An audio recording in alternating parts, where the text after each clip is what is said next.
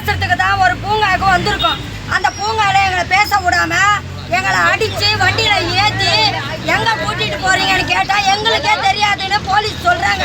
அப்ப எங்க தான் கூட்டிட்டு போறாங்கன்னு எங்களுக்கு தெரியல. எங்களுக்கு ரொம்ப பயமா இருக்குது. எந்த இடம்னு கூட எங்களுக்கு தெரியல. 19 பேர் மகளிர் மொத்தம் 19 பேர் தான் இருக்கிறோம். பெண்கள் 19 பேர் தான். ஒரு ஜென்ஸ் தோழர் கூட இல்ல. நாங்க பெண்கள் மட்டும் தான் இருக்கிறோம். போலீஸ கேட்டா எங்களுக்கே தெரியல, வாங்க வாய முடிக்கணும் வாங்கன்னு சொல்றாங்க. எங்க கூட்டிட்டு போறாங்கன்னு எங்களுக்கு தெரியல தோழர். எங்களுக்கு ரொம்ப பயமா இருக்குது. யாரா இருந்தாலும் எங்களை வந்து எங்க இருந்தா பாருங்க, எங்களை ஃபாலோ பண்றீங்க, எங்களை ஃபாலோ பண்றீங்க. எங்களுக்கு எது ஆனாலும் முழுக்க முழுக்க போலீஸ் இந்த 3 நேரம் பயமா இருக்குது தோழர். நாங்க எல்லாருமே எங்க போறீங்கன்னு கேட்டாலும் அவங்க சொல்ல மாட்டேன்றாங்க. எங்க கூட்டு போறாங்கன்னு எங்களுக்கு தெரியாதுன்றாங்க. எங்களுக்கு பயமா இருக்கு. நாங்க எல்லாருமே தோழாளி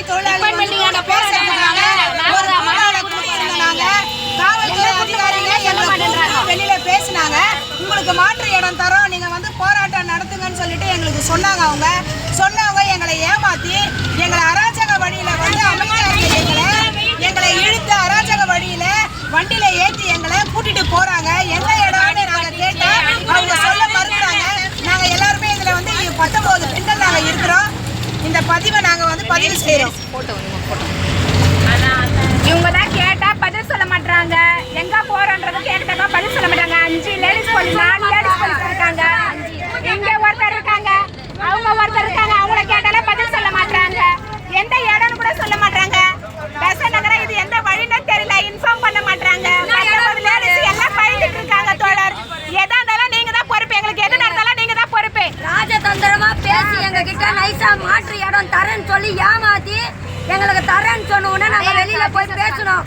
அவங்களுக்கும் நாங்க ஒத்துழைப்பு கொடுத்தோம் போலீஸ்க்கும். ஆனா போலீஸ் எங்களை ஒத்துழைப்பு கொடுக்கல. ஒரு தூய்மை பணியாளரும் கூட ஒரு மரியாதை இல்ல. எங்களை எப்படி குப்பை மாதிரி போட்டாங்களோ அதே போலதான் போலீஸ் இப்ப எங்களை குப்பை மாதிரி ஏத்திட்டு போறாங்க. எங்களுக்கு ஒரு நியாயம் கிடைக்கணும். எங்களுக்காக பேசுற ஒரு தலைவரை கூட அடிக்கி முடக்கி வச்சிருக்காங்க. நாங்க அவர் ஆதரவு இல்லாம நாங்க ஒண்ணு பேசிக்கிறதுக்காக வந்தோம். எங்களையும்